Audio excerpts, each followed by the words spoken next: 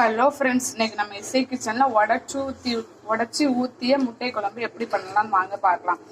இப்போ எப்படி செய்யலாம்னு காமிக்கிறேன். நான் ஃபஸ்ட்டு சட்டி அடுப்பில் வச்சுட்டேன். இப்போ அதுக்கு தேவையான மசாலா ரெடி பண்ணிக்கலாம்.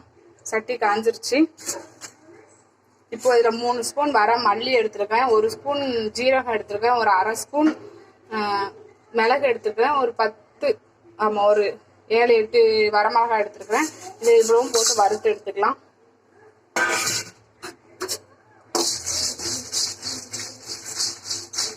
நல்லா லைட்டாக வறுத்து எடுத்துக்கலாம். இதில் ஒரு சொட்டு எண்ணெய் ஊற்றி வறுத்துக்கோங்க. லைட்டாக ஒரு சொட்டு எண்ணெய் ஊற்றி வறுத்துக்கலாம்.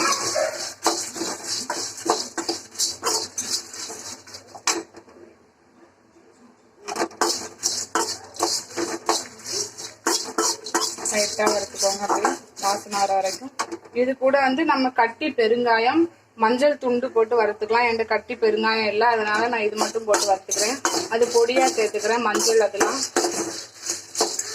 இப்படி வறுத்து வச்சா நல்லா வாசனையாக இருக்கும் முட்டை குழம்பு, அதனால இப்படி வறுத்து வைக்கிறேன். நான் வறுத்துட்டு காமிக்கிறேன். இப்போ நல்லா வறுத்தாச்சு. அடுப்பு ஆஃப் பண்ணிக்கலாம். வெடிக்க ஆரம்பிச்சிருச்சு. இப்போ இது ஆறட்டும். நம்ம இதுக்கு மசாலா ரெடி பண்ணிக்கலாம். அதுக்குள்ள நான் அடுத்த வேலையை பார்த்துறேன். மசாலா அரைச்சிட்டு வந்து உங்களுக்கு காமிக்கிறேன். இப்போ மிக்சி ஜாரில் மாற்றிட்டேன். ஒரு அரை முறி தேங்காய் மட்டும் எடுத்து போட்டிருக்கேன். இப்போ அரைச்சி எடுத்துகிட்டு வந்துடுறேன். இப்போ மசாலா அரைச்சி ரெடி பண்ணி எடுத்துகிட்டு வந்துட்டேன்.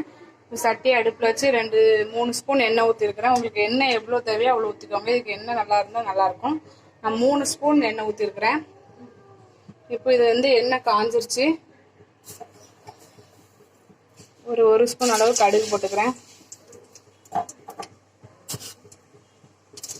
ஒரு அரை ஸ்பூன் வெந்தயம் போட்டுக்கிறேன். பொரியட்டும்.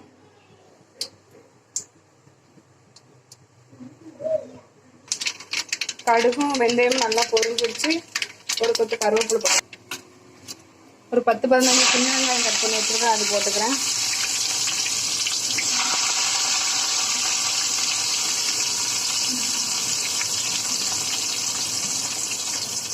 இதை நல்லா வதக்கிக்கலாம்.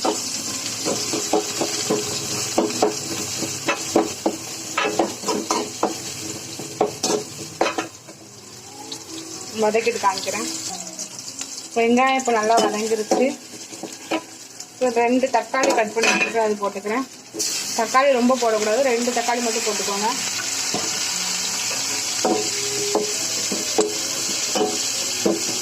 இப்போ தக்காளி நல்லா மயிற அளவுக்கு வேக விடணும்.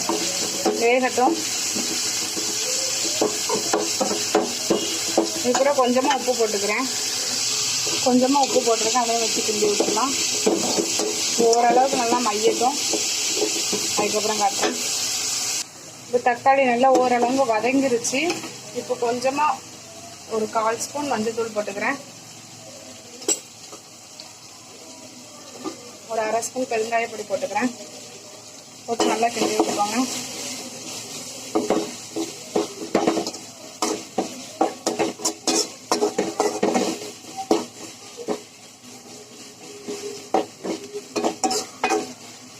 இப்போ அரைச்சி வச்சிருக்க மசாலாவை போட்டுக்கலாம். மசாலாவை போட்டுட்டு காமிக்கிறேன். இப்போ அரைச்சி வச்ச மசாலாவை போட்டு நல்லா கிண்டிக்கலாம். இது ஏற்கனவே வறுத்த மசாலா தான். ஒரு கொதி வந்தோடனே நம்ம முட்டையை உடச்சி ஊற்றிடலாம்.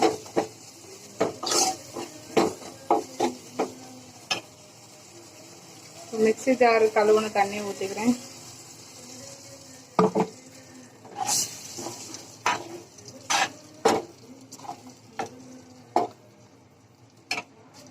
எந்த அளவுக்கு உங்களுக்கு திக்னஸ் வேணுமோ அந்த அளவுக்கு ஊற்றிக்கோங்க. நான் கொஞ்சம் தண்ணி ஊற்றிக்கிறேன்.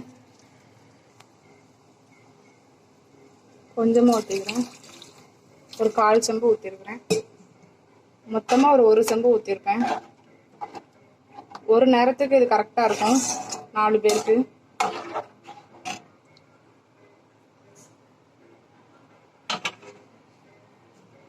இப்போ அது கொதிக்கட்டும். கொதிச்சதுக்கப்புறம் காமிக்கிறேன். கொஞ்சமாக ஏற்கனவே உப்பு போட்டிருக்கேன். இப்போ தேவையான அளவு மட்டும் உப்பு போட்டுக்கிறேன். உப்பு போட்டாச்சு. லைட்டாக கிண்டி விட்டு ஒரு கொதி வரட்டும். மூடி வச்சிடலாம். குழம்பு நல்லா கொதிச்சிச்சு. முட்டையை உடச்சி ஊற்றிக்கலாம். அடுப்பை சிம் பண்ணிட்டு வச்சு உடச்சி ஊற்றுங்க, இல்லைன்னா அடியில் போய் முட்டை பிடிச்சிக்கும்.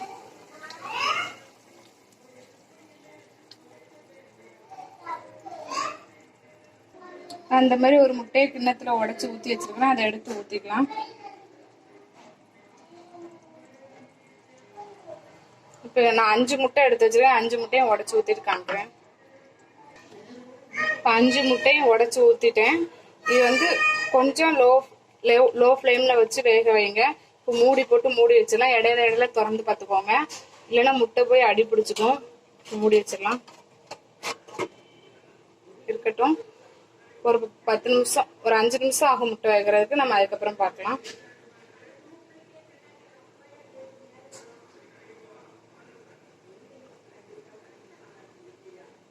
இடையில திறந்து பார்த்துக்கோங்க.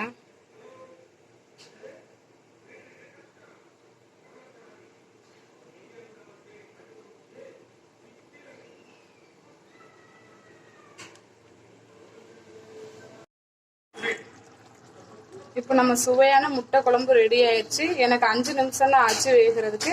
நல்லா அடுப்பை வந்து சிம்மில் லோ ஃப்ளேமில் வச்சு வேக வச்சுக்கோங்க, இல்லைன்னா முட்டை வந்து அடி பிடிச்சிக்கும். இப்போ இதை கிண்டி பார்த்துக்கலாம். பாருங்க, கொஞ்சம் ஊற்றி சாப்பிட்ற மாதிரி வச்சுக்கோங்க.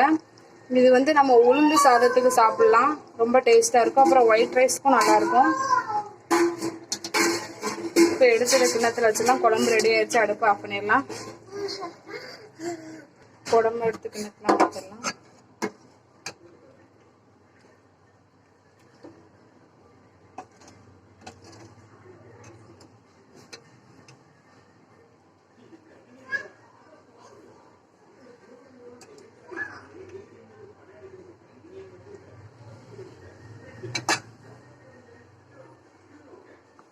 இப்போ நம்ம சுவையான முட்டை குழம்பு ரெடி ஆயிடுச்சு. ரொம்ப ஈஸி தான். இது வறுத்து வச்சா, மசாலா வறுத்து வச்சா பயங்கர டேஸ்ட்டாக இருக்கும்.